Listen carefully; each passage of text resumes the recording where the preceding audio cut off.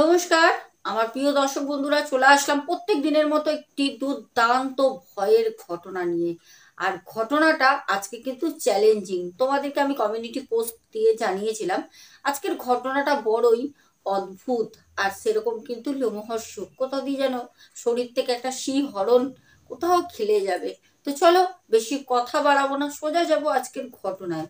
আজকের ঘটনায় যাওয়ার প্রথমে সবাইকে প্রত্যেক দিনের মতো মনে করিয়ে দেবো, একটা করে লাইক করে দিও।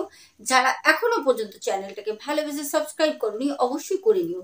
তাহলে চলো আজকে যাব সোজা ঘটনায়। আজকে আমাদের ঘটনা পাঠায় রূপঙ্কর সাহা। রূপঙ্কর ভাই আমাদের বলে, দিদি ভাই, আমি তোমার অনেক ঘটনা শুনি, আমার খুব ভালো লাগে। আমি জীবনে একটা এমন অদ্ভুত কাজ করেছিলাম, তবে এখন হয়তো সেই কাজটাকে আমি অদ্ভুত বলে ব্যাখ্যা করছি, কিন্তু যেই সময় আমি এই কাজটা করি ওই সময় কিন্তু একটা খেলার ছলে একটা দুর্ঘটনা করে ফেলেছিলাম। আমি সেই সময় বুঝতে পারিনি যে একটা বন্ধুদের মধ্যে কথা কাটাকাটি, একটা চ্যালেঞ্জিং নিয়ে জীবনে এতটা মূল্য আমাকে দিতে হবে। আজকে ভাইয়ের জীবনের মর্মান্তিক একটা ঘটনা তোমাদের সাথে শেয়ার করব। ভাই বলে, দিদি ভাই, বর্তমানে আমি একটি ভালো সরকারি চাকরি করছি, কিন্তু এই ঘটনাটা যখন ঘটে তখন আমার বয়স ছিল 18 বছর। আমি ওই সময় স্কুলে পড়াশোনা করছি। আমার স্কুলের বন্ধুদের সাথে একটা চ্যালেঞ্জ করে বসি, সেই ঘটনাটাই আজকে বিস্তারিত আমি তোমাদের কাছে তুলে ধরবো। তাহলে চলো রূপঙ্কর ভাইয়ের মতো তোমাদের সাথে কথাটা শেয়ার করি, যেরকম ভাবে ভাই আমাদেরকে কথাটা লিখে পাঠায়। ভাই বলে, দিদি ভাই, আমি যখন স্কুল লাইফে ছিলাম তখন আমার অনেক স্কুলে বন্ধু ছিল। অনেকে থাকে হাতে গোনা কয়েকজন মাত্র, হয়তো খুব ভালো দুজন তিনজন খুব কাছের বন্ধু থাকে, কিন্তু আমার ওরকম কাছের বন্ধু বলতে আমি হাতে গুনে কাউকে বলতে পারবো না যে দুজন কি তিনজন। কারণ আমার স্কুলের আমার ক্লাসের সবাই আমার বন্ধু আর খুব ভালো বন্ধু ছিল। সেরকম ভাবেই আমি আমার বন্ধুদের সাথে প্রত্যেক দিন যখন স্কুল থেকে বাড়ি ফিরতাম সবাই স্কুলের রাস্তার মোড়ে দাঁড়িয়ে বলতাম কটার সময় বাড়ি থেকে বেরোবি, কারণ আমরা জাস্ট বাড়িতে এসে স্কুলের ড্রেসটা ছাড়তাম, তারপরে কোনো রকমের খাবারটা খেয়েই যে যার মতো সবাই চলে যেতাম আমরা মাঠে। মাঠে গিয়ে খেলা করতাম, মাঠে গিয়ে কার গাছে আম পাড়ছি কার গাছে জাম পাড়ছি, মানে আমরা সব সময় ছোটবেলাটাকে খুব ভালো করে এনজয় করেছি আর করতাম তখন। তো সেরকমই একদিনকে আমার স্কুলের প্রায় 10-12টা বন্ধু, আমি এখানে কারণ নাম উল্লেখ করব না, কারণ সবাই এক একটা নিজের কেরিয়ার নিয়ে এখন একটা জায়গায় স্টাবলিশড হয়ে গেছে। তো ঘটনাটা ঘটে ওই সময় যখন মাঠে আমরা সবাই যাই, এক জায়গায় আমরা গিয়ে দাঁড়িয়ে আছি। তো আমার স্কুলের সবাই প্রত্যেক দিনের মতো সেদিনকেও ওরা আসলো 10 থেকে 12 জন। তো হট করে আমাকে বলছে যে, রূপঙ্কর, আমরা না একটা চ্যালেঞ্জ করব। তা আমি বললাম, কি চ্যালেঞ্জ করবি বল। আর আমাদের এরকম সবসময় চ্যালেঞ্জ হতেই থাকতো। কিরকম চ্যালেঞ্জ, হয়তো পাড়ার মধ্যে এরকম কোনো বাড়ি আছে খুব কঞ্জুস, পুজোয় চাঁদা দেবে না, আর আমরা চাঁদা তুলতে যেতাম। এবার ওর মধ্যেও আমাদের চ্যালেঞ্জ হতো যে ওই যে কর্মকার বাড়ি, ওই বাড়িতে যদি 101 টাকা চাঁদা নিতে পারিস, যত কালকে জিলাপি খেতে চাস খাওয়াবো, মানে এরকম চ্যালেঞ্জ হতো আমাদের। মানে 2-4 দিন পর পর কোনো না কোনো চ্যালেঞ্জ হতেই থাকতো। তো সেদিনকে আমার বন্ধুরা বললো, রূপঙ্কর, একটা চ্যালেঞ্জ করবো, 500 টাকা দেবো। এবার চ্যালেঞ্জটা শুধু আমাকে ওরা ছুড়ে দেয়নি, চ্যালেঞ্জটা রয়েছে আমাদের ওই 10-12 জন বন্ধুরা সবাই সবাইকে চ্যালেঞ্জ করছে, ঠিক আছে, একা আমাকে না।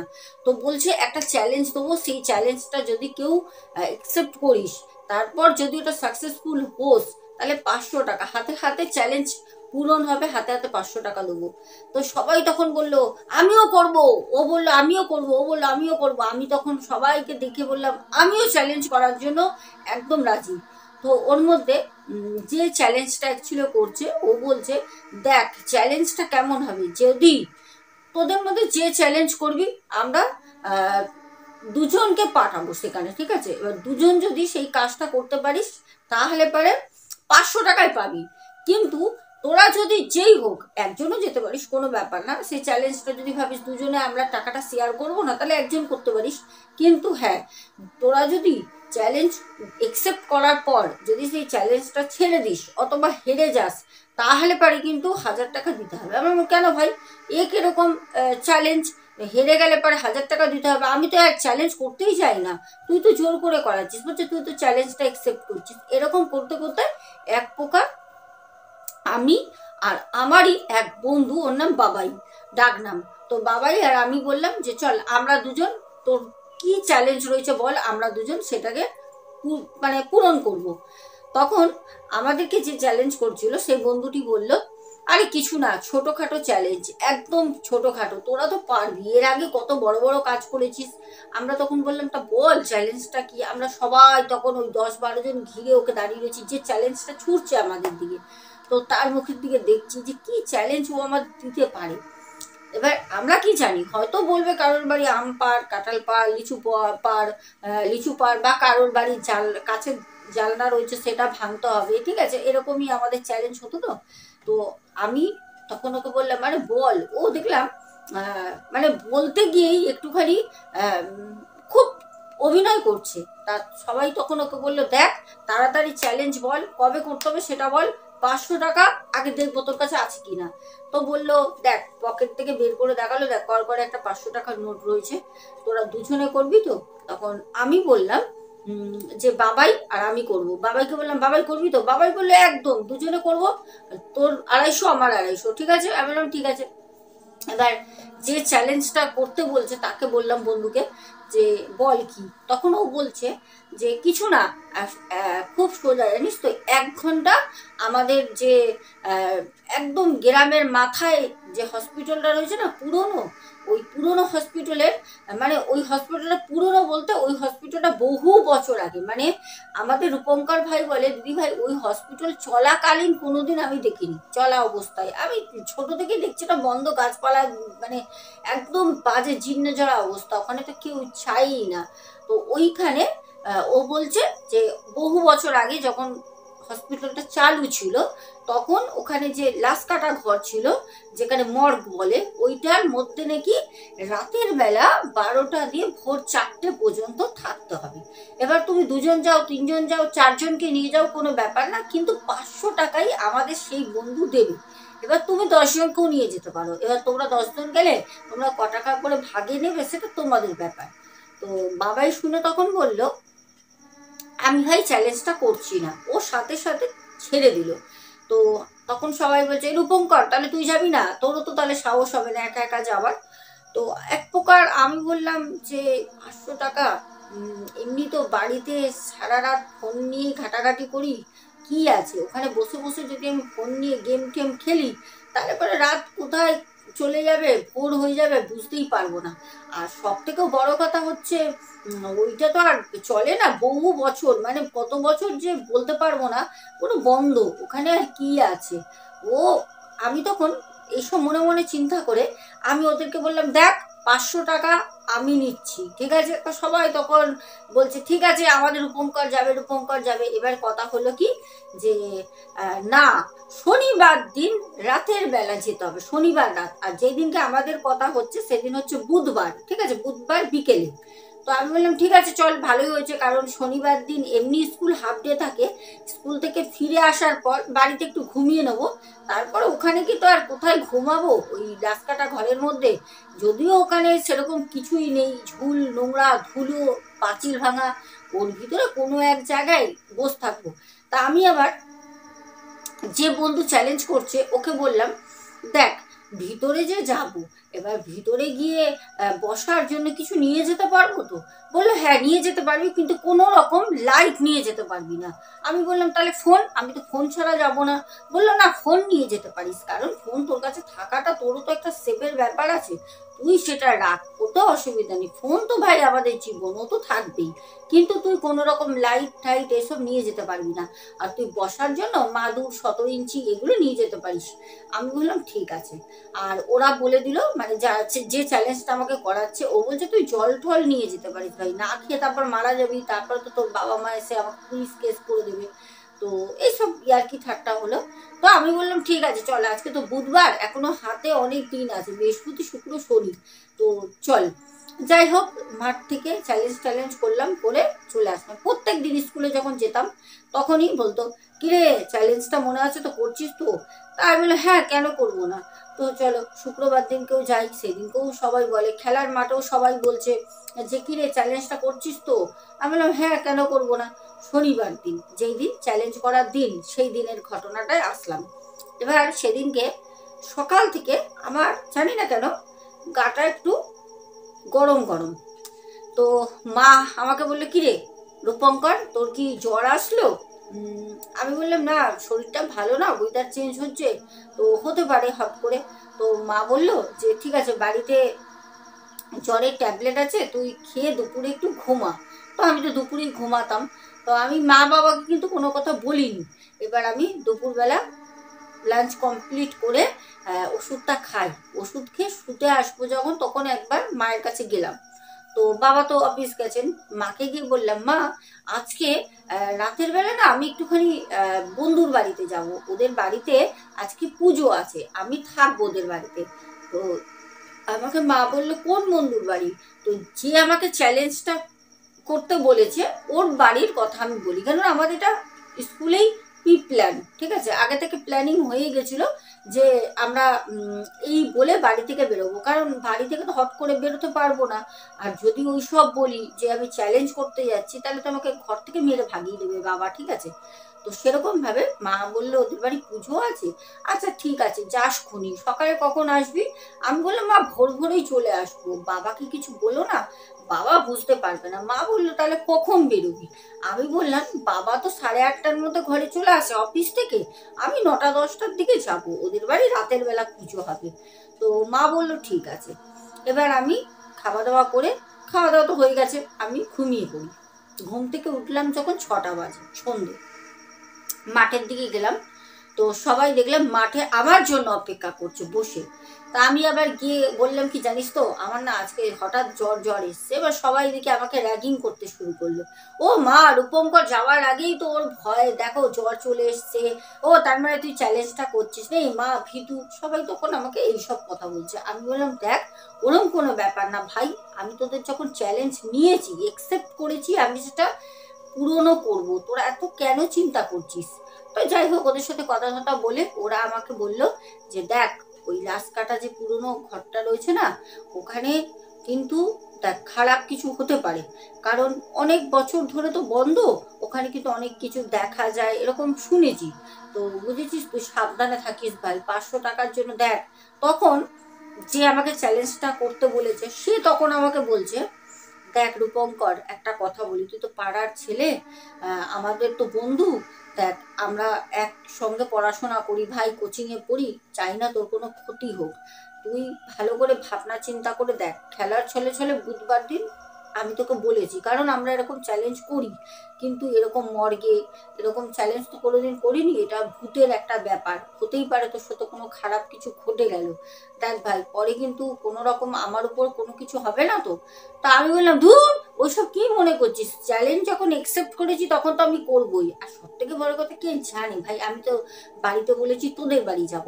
তো আরো যারা ওখানে বন্ধু ছিল সবাই বললো না না কিছু হবে না, তুই যা না, আর তোর কাছে তো ফোন থাকবে, কিছু হলে আমাদের ফোন করবি, আমরা কি তোকে ওই পুরোনো মর্গে পাঠিয়ে দিয়ে কি আমরা কি ঘুমাবো নাকি বোকা, তুই ফোন করবি, আমরা সবাই বাড়িতেই থাকবো, অসুবিধা নেই। চলো, হলো কমপ্লিট কাজ, বাড়ি চলে আসলাম কথাবার্তা বলে। ঠিক রাতের বেলা আমি 9টার সময় খাওয়া দাওয়া করে নিই, ঠিক আছে। তো মা আমাকে বললো যে কিরে কখন যাবি? আমি বললাম ওই 10টার দিকে বেরিয়ে যাব। তো বাবাও চলে আসে, বাবা খাওয়া দাওয়া করে বাবার রুমে চলে যায় দোতলায়। তো বাবা রয়েছে, আমি তো নিচে থাকি, বাবা অত বুঝবে না, মা আছে যেই তৈরি কোনো ব্যাপারই না। তো ঠিক 10টা 10 ঘড়িতে তখন আমি মাকে বললাম মা আমি যাচ্ছি, আমি সকালবেলা চলে আসবো, ঠিক আছে, তোমরা চিন্তা করবে না, কারণ আমি রাতভর বাড়ি থেকে বাইরে কোনোদিন থাকিনি, কোনোদিন না, বন্ধুর যতই বাড়িতে অনেক বন্ধুর বাড়ি পুজো হয়, কিন্তু আমি রাতের বেলা 2 ঘন্টা 1 ঘন্টা থেকে চলে আসি। আর সেদিন তো আমি অ্যাকচুয়ালি পুজোতে যাচ্ছি না। তো যেহেতু 500 টাকার জন্য চ্যালেঞ্জ করেছি, টাকাটাও ম্যাটার করে না, এবার বন্ধু বান্ধবের মধ্যে যেটা হয় আশা করি তোমরা বুঝতেই পারছো। তো আমাদের রূপঙ্কর বলে দিদি ভাই আমি বাড়ি থেকে 10টা 10-এ ঘড়ি দেখে বেরোই, আমি সোজা গেলাম আমাদের মাঠে, মাঠে গিয়ে দেখলাম মাঠ পুরো ঘুটঘুটে অন্ধকার, চারপাশে পুরো একটা হাওয়া চলছে, আর মানে ওয়েদারটা না তখন ঠিক ঠান্ডাও না ঠিক গরমও না, এরকম একটা ওয়েদার, সবার ঘরে ঘরে তখন শরীর খারাপ, ঠিক আছে। তো ওই সময় আমি দাঁড়িয়ে রয়েছি, এবার বলা আছে ওরাও আসবে, ওদেরকে ফোন করলাম। তো সবাই বলে আসছি ভাই আসছি, খাচ্ছি, এই করছি ওই করছি করে ওই 10-12 জন যারা ছিল সবাই আসে।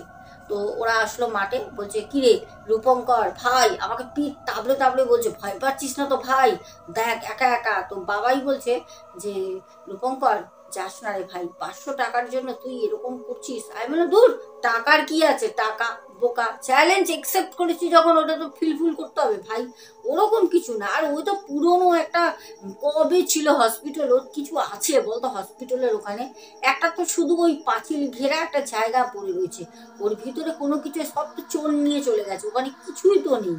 আর ওখানে গিয়ে আমি চুপ করে ফোনটাকে নিয়ে একটা কোণে বসে থাকবো, ও দেখবি না হয়ে যাবে সময় 12টা দিয়ে। তো তো সবাই ওই 10:30 থেকে, মাঠে যেতে যেতে আমার 20 মিনিট লাগে, 10:30 থেকে শুরু করে পুরো 12টা বাজার আগে পর্যন্ত আমার সব বন্ধুরা একসাথে ছিল।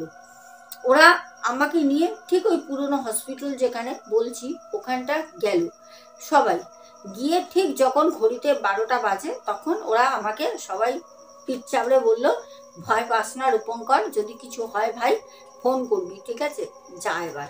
ওরা বললো তুই এবার যা, আমরা বাড়ির দিকে রওনা দিই। তো চলো, চারপাশে ঘুটঘুটে অন্ধকার, কারণ ওখানে যেখানে পুরনো হসপিটালটা যেখানে আমি এখন দাঁড়িয়ে রয়েছি, ওইখানে চারপাশে দূর দূরান্ত পর্যন্ত কোনো বাড়িঘর নেই, ওখানে ওখানে কোনো লোকবসতি নেই, একদম উল্টা একটা গ্রামের জঙ্গলের একদম ধারে ওই পুরনো হসপিটাল, যে হসপিটালটায় এখন কিছুই নেই, শুধু রয়েছে ভাঙা পাঁচিল, আর স্মৃতি জড়িয়ে রয়েছে সেই পাঁচিল, আর পাঁচিলের ছটা ছটা দেয়ালের রং, সাথে ফাটা দেয়াল, এছাড়া কিছুই নেই। যাই হোক, আমি ওখানে গেলাম, দেখলাম দাঁড়িয়ে হসপিটালের যে এরিয়া রয়েছে ওখানে প্রবেশ করে আমি ঘুরে তাকালাম, দেখলাম সবাই নিজেদের মতো নিজেরা ফোনের টর্চ জ্বালিয়ে চলে যাচ্ছে বাড়ির দিকে। যখন আমার চোখের সামনে দিয়ে ওদেরকে চলে যেতে দেখলাম, যখন ওরা যত দূর তাকাচ্ছি ওদের যখন দেখলাম ওরা অন্ধকার থেকে মিশে গেল, মানে ওরা ওখান থেকে বেরিয়ে বাড়ির রাস্তা ধরেছে, তখন ওই যে সিচুয়েশনটা আমি বলে বোঝাতে পারবো না। কারণ যতই আমি বড় বড় কথা বলছিলাম, কিন্তু ওই যে ওই টাইমটায় আমার এত ভয় লাগছে, শরীর আমার পুরো ভার হয়ে গেছে। আমি তখন ভাবছি যে আমি যাব কি করে, কারণ হসপিটালটা ভাঙা পরিত্যক্ত পড়ে রয়েছে সামনে, ওই হসপিটালটাকে পার করে তারপর পিছন দিকে অনেকটা গিয়ে পড়বে হচ্ছে সেই লাশকাটা ঘর। তো আমি ভাবলাম না, যখন চ্যালেঞ্জ আমি নিয়েছি তো পূরণ তো আমি করবই, যাই হোক। তারপর অনেকক্ষণ ওখানে ওরমভাবে দাঁড়ালাম, কারণ ওরা তো চলে গেছে, আমি এখন হসপিটালের বাইরে রয়েছি না আমি হসপিটালের ভেতরে রয়েছি সেইটা তো ম্যাটার করে না, কিন্তু আমার ওখানে থাকতে হবে। তো আমি অনেকক্ষণ ওই জায়গাতেই দাঁড়িয়ে রয়েছি, সেটা হসপিটালের এরিয়ার মধ্যেই। তারপর অনেক সাহস করে, অন্ধকার ঘুটঘুট করছে, চারপাশে শুধু ঝিঝি পোকার শব্দ ছাড়া কিছু নেই, আর জোনাকিগুলো উঠছে দূরে দূরে না, মানে তাকাচ্ছি আর বুকটা ধরাস ধরাস ধরাস করে উঠছে। কারণ ওই যে জোনাকিগুলো কোনো সময় হয়তো একদম লতানো পাতানো গাছের ডালে জ্বলছে, কোনো সময় হয়তো বড় গাছের উপর জ্বলছে, কোনো সময় হয়তো হাওয়ায় উঠছে। তো এরকম মনে হচ্ছে যেন ওই যে লতানো পাতানো যে গাছ নিচে, ওখান থেকে মনে হচ্ছে কেউ যেন বসে বিড়ি খাচ্ছে, তার আগুনটা দেখতে পাচ্ছি। কোনো সময় মনে হচ্ছে উপরে লাইটটা জ্বলছে, মনে হচ্ছে কিছু উড়ছে, আবার কোনো সময় আমার চারপাশ থেকে উড়ে বেড়াচ্ছে, মনে হচ্ছে কোনো অশরীরী আমাকে চারপাশ থেকে তার নজরের আওতার মধ্যে রাখছে। এরকমই একটা মনে ভয় কাজ করছে, আর এটা স্বাভাবিক, কারণ যেই সিচুয়েশানে আমি দাঁড়িয়ে তখন ভয় লাগারই কথা, কারণ তার আগে পর্যন্ত আমি এই জায়গাটার এই উপভোগটা তো করিনি। আমি তো জানতাম না যে জায়গাটা কেমন হবে, পরিবেশটা কেমন হবে, কি হতে পারে বা কীরকম শূন্যতা আমাকে ঘিরে ধরবে, কারণ আমি এর আগে কোনো দিন এখানে আমি আসিনি। আর সব থেকে বড় কথা, বিশেষ করে রাতের বেলা। তারপর অনেকক্ষণ দাঁড়ানোর পর একটু নিজের মনটাকে সাহস করে ওখান থেকে আস্তে আস্তে ফোনের টর্চটা জ্বালিয়ে আমি ওই যাচ্ছি লাশকাটা ঘরের দিকে। তো হট করে আমার মনে হলো যেন ওই ভাঙাচোরা হসপিটালের যে ওয়ার্ডগুলো আছে, ওই ওয়ার্ডরুমগুলো মনে হলো যেন ওখান থেকে কেউ একজন হেঁটে চলে গেল। হ্যাঁ, আমি বুঝতে পারছি যে এটা পুরোপুরি আমার মনের একটা ভুল ধারণা, তবুও একা একা তো একটা ভয় লাগছে। আমি হট করে ফোনের টর্চটাকে ওইদিকে মারলাম, দেখলাম না, কোনো কিছুই না, একদম পুরনো ভাঙা চোরা জানলা পাল্লা কিছু নেই, সব তো চোর চুরি করে আগেই নিয়ে গেছে, কিছুই নেই। তারপর আবারও আমি আমার সেই লাশ কাটা ঘরের দিকে উদ্দেশ্য করে হসপিটালের পেছন দিক থেকে আমি হেঁটে হেঁটে যাচ্ছি, জঙ্গলে জঙ্গল, বড় বড় গাছ, কোনো জায়গায় কাটা গাছ, কোনো জায়গায় লতানো পাতানো গাছ, ডিঙিয়ে ডিঙিয়ে ডিঙিয়ে ডিঙিয়ে আমি গেলাম। এবার আমার ভয় লাগছে আরও একটা, সেটা হচ্ছে সাপ খোপের, কারণ যেই পরিমাণে জঙ্গল পুরো হসপিটালটাকে ঘিরে রেখে দিয়েছে, সাপ খোপ থাকবে না এটা হতেই পারে না। এবার আমি মনে মনে ভাবছি, যদি এরকম কিছু হয়, আমি তো হাতে করে একটা লাঠি আনলেও কাজ দিত, কমসে কম সাপ টাপ কিছু আসলে তো তাকে তাড়াতে পারতাম। তারপর আমি ভাবলাম যে এত বন জঙ্গল যখন, কোনো জায়গায় তো কোনো গাছের ডাল ঢাল পাবই। সেরকমভাবেই টর্চ দিয়ে দেখতে দেখতে দেখতে দেখতে হট করে দেখলাম যে হ্যাঁ, একটা মোটা গাছের পুরনো শুকনো ডাল পড়ে আছে, সেইটাকে আবার আমি তুলে নিই। আর আমার সাথে ছিল একটা জলের বোতল 1 লিটারের, আর ছিল ছোট একটা 17 ইঞ্চি আমার হাতে, আর ছিল মোবাইল ফোন। আর ওই হসপিটালের ঠিক ভিতর থেকে আমি একটা লাঠি সংগ্রহ করলাম, করে নিয়ে আমি এক প্রকার লাশ কাটা ঘরটার দিকে যাই। লাশ কাটা ঘরটা যখন মানে চলতো তখন সাদা রং করা ছিল, সেই লাশ কাটার ঘরটার রংটা এখন আর সাদা নেই, পুরোটাই একদম মানে ধোঁয়াশা হয়ে গেছে, আর দেয়ালগুলো পুরো ভেঙে গেছে। আর যখন লাশ কাটার গেটের সামনে যাই, গেট বলে তো কিছু নেই, একটা পাল্লা ভাঙা, একটা পাল্লা কোনো রকমে একধারে খোলা রয়েছে। ওখানটা গিয়ে যখন লাশ কাটা ঘরের ভেতর দিকটায় আমি ফোনের যে টর্চের লাইটটা যখন ফেলছি, তখন দেখলাম অনেক ইঁদুর, বিছে, অনেক পোকা ভিতরে রয়েছে। আমার ওগুলো দেখে তখন খুব ভয় লাগছিল। আমার কিন্তু অ্যাকচুয়ালি তখন ভূতের ভয় লাগছে না যে আমার সাথে কিছু হতে পারে। আমি তখন ভাবছি যে আমাকে তো একটা জায়গায় বসতে হবে, যদি ওরা গায়ে ওঠে আমার। তারপর আমি গিয়ে ঢুকে গেলাম লাশ কাটা ঘরের মধ্যে। তো ঢুকে গিয়ে আমি চারপাশটা ওই লাঠিটা দিয়ে, পাতা হয়ে গেছে তো জঙ্গল লতানো পাতানো, ওগুলোকে ছিঁড়ে ছিঁড়ে সরিয়ে দিলাম, দিয়ে কোনো একটা ছোট্ট করে একটা কোণে জায়গা করলাম, যেই দেয়ালটা ধরে আমি বসতে পারবো। তো সেরকম একটা জায়গা করে 17 ইঞ্চিটা ভালো করে পেতে ওখানটা দেয়ালের গায়ে বসি। এবার বসে আছি, আমার সারা শরীর কাঁটা দিচ্ছে, জানি না কেন। আমি কিন্তু সত্যি কথা বলতে ওখানে কোনো ভয় পাচ্ছি না। হ্যাঁ, ভয় বলতে আমার শুধু রয়েছে ওই যে বিছে, ইঁদুর, আরশোলা, এইগুলোর ভয়, এছাড়া কোনো ভয় নেই। কিন্তু ওর ভয়তে কখনোই কোনো মানুষের শরীরে গায়ে কাটা দেয় না, শরীর ভার হয় না। আমার সারা শরীর ভার হয়ে যাচ্ছে, গা কাটা দিচ্ছে।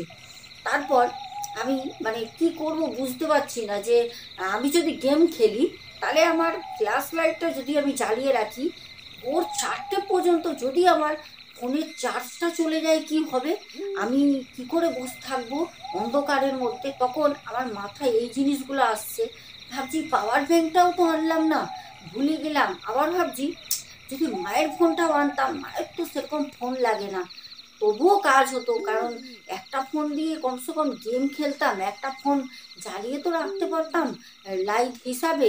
তো দোনো করছি, তখন দেখলাম 12টা 50। আমি বললাম ঝাঁকে 50 মিনিট কেটে গেছে, এই তো আর কিছুক্ষণ, দেখতে দেখতে সময় ঠিক চলেই যাবে, 4টে বেজে যাবে, পাখির আওয়াজ শুনবো, তারপর তো গিয়ে সকালবেলা ওর বাড়িতে একদম টাকা নিয়ে ঘরে ঢুকবো। তো সেই ভেবে পরিপাটি করে বাবু হয়ে বসে, চলো এবার ফোনের লাইটটাকে আমি অন করেই রেখেছি, টর্চটা এইদিকে বসে বসে আমি একদম নিজের মনে গেম খেলছি। প্রায় 1 ঘন্টা কেটে যায়, আমি আমার মতনই ফোনের মধ্যে পুরো ফোকাসটা রেখেছি। আমি কিন্তু মানে কোনো রকম আওয়াজ তো শুনতে পাচ্ছি না, কিছু মুভমেন্টও হচ্ছে না, কিছুই না। আমি আমার মতো চুপচাপ কিন্তু ফোনের দিকেই আমার মনটা, আমি কিছু চারপাশে কিন্তু চোখ ঘুরিয়ে দেখছিই না, কারণ আমার মাথায় রয়েছে যে আমি বাড়িতে নেই। তারপর যখন 1 ঘন্টা টাইম অতিক্রম হয়, হঠাৎ করে খুব কাশি ওঠে আমার। তো কাশি হচ্ছে, আমি বললাম না একটু জল খাই। তো ফোনটাকে আমার পায়ের উপর রেখে, টর্চ কিন্তু একদম জ্বলছে, ফোনটাকে পায়ের উপর রেখে আমি জলের বোতলটা খুলে আমি জল খাচ্ছি। ঠিক যখন জল খাচ্ছি, হট করে প্রথমেই যে বললাম মর্গে ঢোকার সময় যে একটা পাল্লা ভাঙা আর একটা পাল্লা কোনো রকমে লাগানো রয়েছে, ওই পাল্লাটা ধাম করে আওয়াজ হলো। আর যেই আওয়াজ হয়েছে সাথে সাথে আমি পেছনে ঘুরে তাকাই, কারণ আমার পেছন দিকে হচ্ছে সেই মর্গের গেটটা। আমি যখন তাকালাম দেখলাম গেটটা আস্তে আস্তে ধাক্কা খাওয়ার পর যেরকম হয় না, জোরে কেউ ধাক্কা দেওয়ার পর গেটটা তো কাঁপে, সেরকম আস্তে আস্তে গেটটা কাঁপছে, মানে নড়ছে। আমি প্রচণ্ড ভয় পাই। আমি কী হলো, গেটটার মধ্যে এরকম আওয়াজ হলো কেন? হ্যাঁ, কী হলো? তাহলে কি এখানে কিছু আছে? সবাই যে বলে যে এখানে রাতের বেলা অনেক কিছু দেখা যায়, তাহলে কি এটা সত্যি? কি হবে? আমি কি বাড়ি যাবো না বেঁচে? অনেকক্ষণ ধরে বসে আমি ওই গেটের দিকেই তাকিয়েই থাকলাম। গেটটা ওরকম নড়তে নড়তে নড়তে নড়তে এক প্রকার আস্তে আস্তে নড়াটা বন্ধ হলো। তারপর আমি আবারও গেম খেলতে শুরু করলাম। তখন কিন্তু আমার গেম খেলার আর কোনো ইচ্ছে নেই, তখন রাত 2টো বাজে। আমার গেম খেলার আর মন নেই, কারণ আমার তখন শরীরের মধ্যে প্রচণ্ড ভয় কাজ করছে। আমি আর মানে ভয়তে ওখানে বসে থাকতে পারছি না, মনে হচ্ছে আমি ওখানে উঠে দৌড়ে সোজা বাড়ি পালিয়ে আসছি। 500 টাকা আমার দরকার নেই, আমার চ্যালেঞ্জের দরকার নেই। আবার ভাবছি না, যখন 2 ঘন্টা সময় আমি এখানে কাটিয়েই ফেললাম, আর তো 2 ঘন্টা, আমি কাটিয়ে নেবো, থাক। তারপর আমি ভালো করে পাঁচিলের কোণে হেলান দিয়ে বসে রয়েছি। তখন কিন্তু আমি গেম খেলছি না, মানে খেলতে পারছি না ভয়তে। কোথাও গিয়ে সারা শরীরে ভয় প্রচণ্ড কাজ করছে। তখন ওই ফোনের আমি ঠিক ফ্ল্যাশ লাইটটা যে জ্বলছে, অনবরত জ্বলছে আশা থেকে, ওইটা নিয়ে আমি জানি না কেন আমি না ওই মর্গের মধ্যে বসে বসে চার কোণে না শুধু আলো আলো দিচ্ছি, মানে অন্ধকার না যেন আমাকে গিলে খেতে আসছে, আমি থাকতে পারছি না, ভয় লাগছে। একটা জায়গায় যে লাইটের আলো পড়ছে, আমি না ভয়তে তখন কাঁপছি, জানি না কেন আমার ভয় সারা শরীরে, ভয় যেন নতুন করে জন্ম নিচ্ছে। আমি অন্ধকার থেকে না থাকতে পেরে আমি শুধু ওই টর্চের আলো চারপাশে শুধু ফেলছি, চারপাশে। হট করে আওয়াজ হলো ঠিক ওই লাশকাটা ঘর যেখানে আমি বসে রয়েছি, ঠিক ওর বাইরে মনে হলো যেন কেউ দুমদাম করে ওখানে যে শুকনো কাঠ পাল্লা ভাঙা, ওখানে যেন কেউ আওয়াজ করছে। আমার না প্রচণ্ড ভয় লাগছে। আমি চুপচাপ এক প্রকার মানে ভিতুর মতো ওখানে গুটি সুটি মেরে দেয়ালের কোণে বসে আছি, প্রচণ্ড ভয় লাগছে। তারপর আমি আবার ভাবছি, আচ্ছা আমি খামোকাই এমনি ভয় পাচ্ছি না তো, এরকম হতে পারে আমার শয়তান বন্ধুগুলো এরকম করছে, ওরাই এসে আমাকে ভয় দেখাচ্ছে যাতে আমি বেরিয়ে যাই, তারপরে আমাকে 500 টাকা দিতে হবে না। তারপরে হচ্ছি না, ওরা আসবে, ওরা তো আমার সঙ্গে চলে গেল, দূর, ও যা হবে হবে, আমি বসি তো।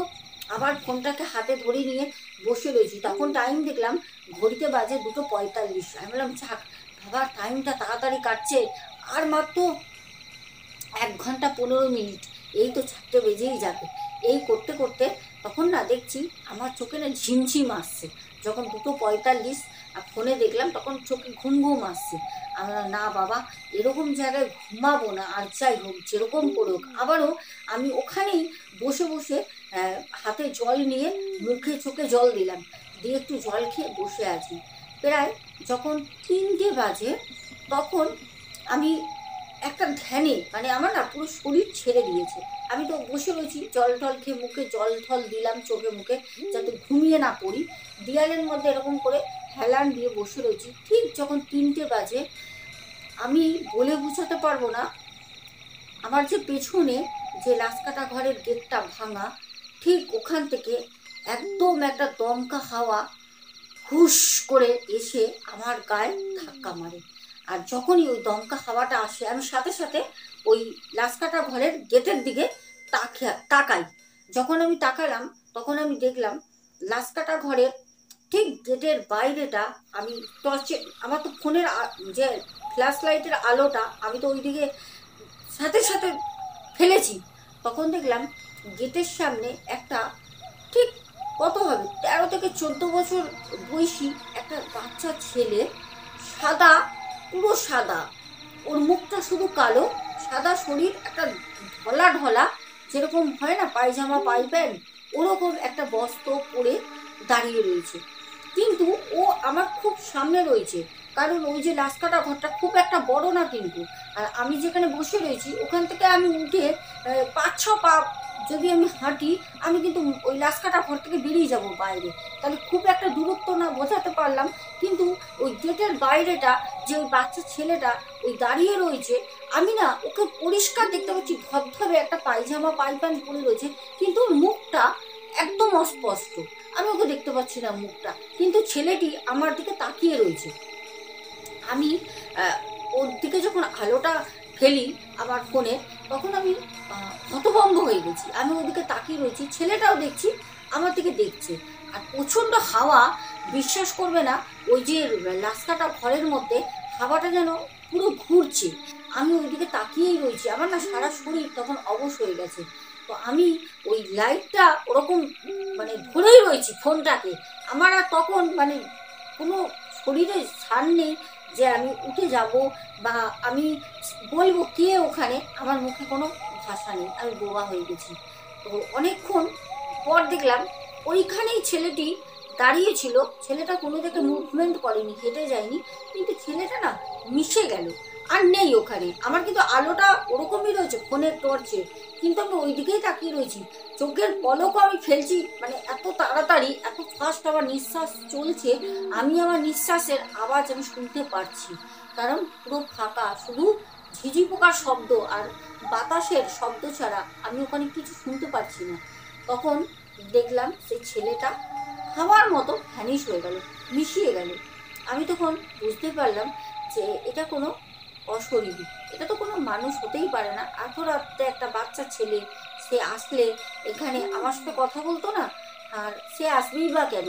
আমার না তখন প্রচণ্ড ভয় লাগছে, শরীর না একদম ছেড়ে দিয়েছে, মানে আমি আর পারছি না। তখন আমি তাড়াতাড়ি ফোনটাকে দেখলাম যে ফোনে তখন বাজে হচ্ছে 3টে 15। আমি বললাম থাকে আর কিছুক্ষণ, সময় তো কেটে যাবে, আর কিছুক্ষণ। মনের মধ্যে শুধু বিচলিত হচ্ছে, আমি থাকতে পারছি না ওখানে। এবার আমার প্রচণ্ড বাথরুম পেয়েছে, আমি সেই 12টা দিয়ে বাড়িতে বাথরুম করেছিলাম, 12টা দিয়ে আমি এখানে রয়েছি, আমার বাথরুম পেয়েছে, কিন্তু আমার শরীরে কোনো জোর নেই যে আমি উঠে ওখান থেকে ওই লাস্কাটা ঘর থেকে বেরিয়ে হসপিটালেরই কোনো একটা কোণে গিয়ে বাথরুম করবো, আমার সেই সাহসটা নেই। এদিকে এত বাথরুম পেয়েছে, আমার পেটে যন্ত্রণা করছে, আমি বসতেও পারছি না। তারপর অনেক সাহস নিয়ে চেপে চেপে চেপে ভাবলাম যাকে, ভোর হয়ে গেলে বেরিয়ে যাব, 4টে পর্যন্ত বলেছে তো, ও 4টে, আমি বেরিয়ে যাব, 10 মিনিট আগেই বেরিয়ে যাব, কি হবে। এইসব করতে করতে আমি ভাবলাম না, আর থাকতে পারবো না, এবার উঠে আমাকে বাথরুমে যেতেই হবে। যাই হোক, আমি ওই ফোনের ফ্ল্যাশ লাইটটা জ্বালিয়ে নিয়েই, ও তো জ্বলছেই, আমি ওখান থেকে বেরিয়ে আমি বাইরে আসলাম। বাইরে এসে আমি না বাথরুম করবো কি, ওই পুরো পুরোনো হসপিটালটা, আমি চারপাশে শুধু অন্ধকার, তো আমি শুধু ওই টর্চের মানে আলোটা, ফোনের যে টর্চের আলোটা চারপাশে শুধু ফেলছি, কারণ আমার শুধু মনে হচ্ছে যেখানে অন্ধকার হচ্ছে ওখানেই মনে হচ্ছে কেউ দাঁড়িয়ে রয়েছে, যেদিকে আলো ফেলছি দেখছি না এখানে কিছু নেই, আবার যেখান থেকে আলোটা সরিয়ে নিচ্ছি মনে হচ্ছে না এখানে তো কেউ দাঁড়িয়ে রয়েছে। আমার না শরীর তখন অদ্ভুতভাবে অস্থির অস্থির করছে, আমি ওর মধ্যে কোনো রকমের বাথরুম করব, কিন্তু ওই যে টেনশান, যে ভয়, বাথরুমে পেট ব্যথা করছে কিন্তু বাথরুম আমার হচ্ছে না। আমি অনেকক্ষণ ধরে চেষ্টা করার পর বাথরুম হলো না, পেটে যন্ত্রণা করছে। আমি আবারও ওই চলে আসলাম লাস্কাটা ঘরের ভিতরে, এসে আবার বসে রয়েছি, খুব ভয় লাগছে, বসে রয়েছি। তারপর ঠিক যখন 4টে বাজবে দেখলাম অন্ধকারটা যেন আরও বেশি কালো হয়ে গেল, বাইরেটা অন্ধকার ঘুটঘুট ঘুটঘুট করছে, কারণ আমরা সবাই জানি ভোরের আলো বেরোনোর আগে অন্ধকারটা খুব গাঢ় হয়। তো তখন দেখলাম ঘড়িতে 4টে বাজতে মাত্র 20 মিনিট বাকি। তো মনটা খুব আনন্দ আর একটা হাসি, মুখে আমার হাসি। ব্যাস, আমি আমার চ্যালেঞ্জ আমি কমপ্লিট করেছি। এবার আমি বেরোবো ওখান থেকে। এবার ভাবছি যাকে 10 মিনিট বাকি, এবার বেরোবো। বেরিয়ে ঠিক আমি একটা ভিডিও করব, কারণ ওরা বলেছিল তুই 4টের সময় যখন বেরোবি তখন কিন্তু 4টের সময় ভিডিও করতে হবে। যাক, ভিডিও করে এবার বেরিয়ে যাব। তো আমি রাস্তাটা ঘর দিয়ে বেরোই, তখন দেখলাম 15 মিনিট বাকি 4টে বাজতে। চারপাশে শুনতে পাচ্ছি যে পাখির শব্দ, একটা দুটো করে আওয়াজ আমার কানে আসছে। যাক, ভোরের দিকে যাচ্ছি আমি, মানে এবার সূর্যের আলো বেরোবে। যদিও এখন অনেকটা টাইম আছে, তবুও আমার যে চ্যালেঞ্জের একটা সময় ছিল সেইটা তো আমার কমপ্লিট হয়েছে বলে আমি লাস্কাটা ঘর থেকে যখন বেরিয়ে সোজা ভিডিও করবো বলে আমি ভাবলাম যাকে, আর অন্ধকার তো বাইরে প্রচুর 4টের সময়। আমি বললাম একদম হসপিটালের গেটের সামনে চলে যাই, যেখান থেকে আমি ঢুকেছি ওখানটা আমি গিয়ে ওখান থেকে ভিডিওটা করব। করে ভাই সোজা দৌড় বাড়ি, আর কোনো পেছনে তাকানোর কোনো কথা নেই। তো আমি এক প্রকার ওখান থেকে সোজা বেরিয়ে আসি, ফোনের ওরকমভাবেই টর্চটা জ্বালিয়ে একদম চলে আসি হসপিটালের গেটের সামনে। এসে আমি তখনও হাতে 10 মিনিটের উপরে বাকি, আমি ভালো করে ভিডিও করছি। এবার ভিডিও করার সময় কি হচ্ছে, আমার যে ফোনের ফ্ল্যাশ লাইটটা বারবার অফ হয়ে যাচ্ছে। ভিডিওর সময় কিন্তু ফ্ল্যাশ লাইটটা জ্বালাতে পারছি না। তো আমি ওরকমভাবে কোনো রকম অন্ধকারের মধ্যে, জানি না কিছু দেখা যাচ্ছে নাকি, তখন আমার মনে আনন্দ যে আমার সময়সীমা অতিক্রম হয়ে গেছে, আমি বাড়ি যাব। আমার তখন আর মনে কিছু নেই। তো 4টে তো বাজে, ফোন তো শো করবি। আমি কোনো রকমে ভিডিও করি, করে আমি এক প্রকার বেরোবো। তখন আমার মনে পড়লো, ও আমি তো 17 ইঞ্চি আর জলের বোতলটা তো নিইনি। আর যদি ওগুলো না নিয়ে যাই তাহলে তো মা আমাকে বকা দেবে, কারণ এগুলো আমি বাড়িতে কিনেছি যখন মা তো দেখেছে না। আর জলের বোতলটা তো না নিয়ে গেলে, কারণ জলের বোতলটা হচ্ছে পেতলের জলের বোতল, এমনি না। তো যদি না নিয়ে যাই তাহলে পরে তো মা আমাকে খুব বকা দেবে। এমনি হলে পরে ঠিক আছে, বন্ধুর বাড়ি আছে, তো 17 ইঞ্চিটাও তো নিতে হবে। তা আমি মানে ইচ্ছা নেই, মনটা না ভেঙে গেল। আমি যাই হোক আবার ফোনের ফ্ল্যাশ লাইটটা জ্বালিয়ে নিয়ে আবার সেই লাস্কাটা ঘরের দিকে হেঁটে হেঁটে গেলাম, ঠিক হসপিটালের পেছন দিয়ে যেরকমভাবে প্রথমে ঢুকেছিলাম। গিয়ে যখন লাস্কাটা ঘরের মধ্যে ঢুকতে যাব, তখন দেখলাম আমার 17 ইঞ্চির ওপরে সেই ছেলেটা বসে রয়েছে। সেই ছেলেটা সাদা পুরো পায়জামা প্যান্ট পরা, আর ওর মুখ আমি তখনও দেখতে পাচ্ছি না। সেই 17 ইঞ্চিটার ওপরও বসে রয়েছে, আর আমার জলের সেই বোতলটা পাশে রাখা, যেখানে আমি বসেছিলাম ওরকমভাবেই আমি জল খেয়ে রেখেছি, ওরকমভাবেই রাখা। এই দৃশ্য আমি ওখানে দেখে আমি ওখানে জ্ঞান হারাই, আমার কোনো সেন্সই ছিল না। তারপর আমার বন্ধুরা যখন সকালবেলা খোঁজ করে, আমি বাড়িতে যাইনি, খোঁজ করে, তখন ওরা যায়। গিয়ে যখন আমাকে আমারই জলের বোতল দিয়ে মুখে চোখে জল দেয়, যখন আমার সেন্স ফেরে, তখন ঘড়িতে বাজে 5টা 15। আমাকে তখন সবাই বলছে, কি রে ভয়তে তুই এখানে পড়ে রয়েছিস, হ্যাঁ তুই চ্যালেঞ্জ হেরে গেছিস। আমি তখন ওদের বলছি, না ভাই না, আমার সাথে এরকম হয়েছে ভাই, তুই দেখ আমি চ্যালেঞ্জ জিতেছি। আমি 4টে পর্যন্ত আমি সৎজ্ঞানে ছিলাম, আমার জ্ঞান ছিল। তারপর সেই ভিডিও ফুটেজটা ওদেরকে দেখাই, তখন আমি ঘটনাটা বলি। তো সবাই আমার ঘটনাটা ওরা শুনে কিন্তু বিশ্বাস করেছে, কেউ অবিশ্বাস করেনি। কারণ আমাদের ওই লাস্কাটা ঘর আর পুরনো হসপিটালের বদনাম আছে, সবাই জানে যে রাতের বেলা ওখানে খারাপ কিছু দেখা যায়। তারপরে আমাকে 500 টাকা ওরা দেয়, আর ওই জলের বোতল আর ওই 17 ইঞ্চি আমার বন্ধুরাই নিয়ে আসে। যদিও আমার বাড়ির লোক আজ পর্যন্ত জানে না, কিন্তু আমি জীবনে আমাদের ভাই হাত জোর করে বলেছে, দিদি ভাই কোনো দিন টাকার বিনিময়ে হসপিটাল বলো, মর্গ বলো, শ্মশান ঘাট বলো, গঙ্গার পাড় বলো, এরকম পরিত্যক্ত জায়গায় কেউ যেন কোনোদিন চ্যালেঞ্জ না করে। রেল লাইন বলো, এই জায়গাগুলো সত্যি খুব ডেঞ্জারাস হয়। তো দর্শক বন্ধু, ঘটনাটা কেমন লাগলো আমার কিন্তু তোমাদের বলার সময় না আমার গা আছে কতবার শিরশির করে উঠেছে ভয়তে। আমি তোমাদের কি বলবো, মানে ভাবো ওই জায়গাটায় যদি তোমরা থাকতে কি হতো, তোমরা থাকলে কি হতো। তো যাই হোক, স্ক্রিনে দেওয়া নাম্বারে তোমাদের ঘটনা শেয়ার করো। আর তোমাদের সবাইকে বলবো লাইক, শেয়ার, সাবস্ক্রাইব করবে অবশ্যই। যারা এখনো পর্যন্ত চ্যানেলটাকে সাবস্ক্রাইব করোনি, ঠিক আছে, ভালোবেসে করবে। আর যেতে যেতে সবাইকে বলবো, প্রতি কটা ঘটনার ডিসক্রিপশন বক্সে কিন্তু আমার ইমেলটা পিন করা থাকে, চাইলে মেল করেও ঘটনা শেয়ার করতে পারো। আজকে আসবো, সবাই খুব ভালো থেকো, দেখা হবে আগামীকাল ঠিক রাত 10টায়। আজকের মতো টাটা, গুড নাইট।